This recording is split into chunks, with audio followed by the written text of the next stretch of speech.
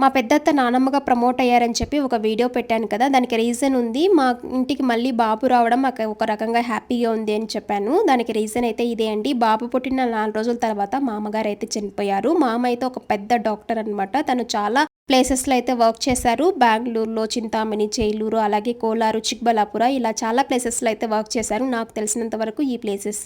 ఇంకా ఇలా జరగడానికి రీజన్ అయితే మా అమ్మ రిటైర్ అయిన తర్వాత ఒక హెల్త్ ఇష్యూ అయితే వచ్చింది. అది అప్పుడే తెలిసింది. ఇంకా ఈవెన్ దాని ట్రీట్మెంట్ కోసం అయితే చాలా ఖర్చు పెట్టారు. దాంతో పాటు చాలా హాస్పిటల్స్‌లో చూపించారు. ఈవెన్ యూఎస్‌కి వెళ్లి కూడా అక్కడైతే ట్రీట్మెంట్ అయితే తీసుకున్నారు. అయినా అది క్యూర్ అవ్వలేదు. అందుకనేసే ఈ విధంగా జరిగింది. మా అమ్మ లేని లోటైతే అస్సలు ఎవరు కూడా తీర్చలేరు. చాలా మంచివారు. చాలా మంచి పేరైతే సంపాదించుకున్నారు జనాల్లో అంతా కూడా.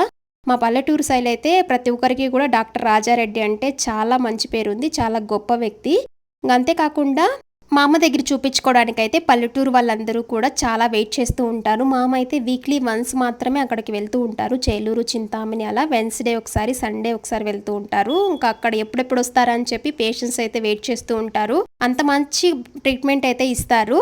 ఇంకా ఇప్పుడు ఆ కృతజ్ఞతతోనే అక్కడున్న వాళ్ళందరూ కూడా చేలూరులో అయితే సంతాప సభ అయితే కండక్ట్ చేశారు.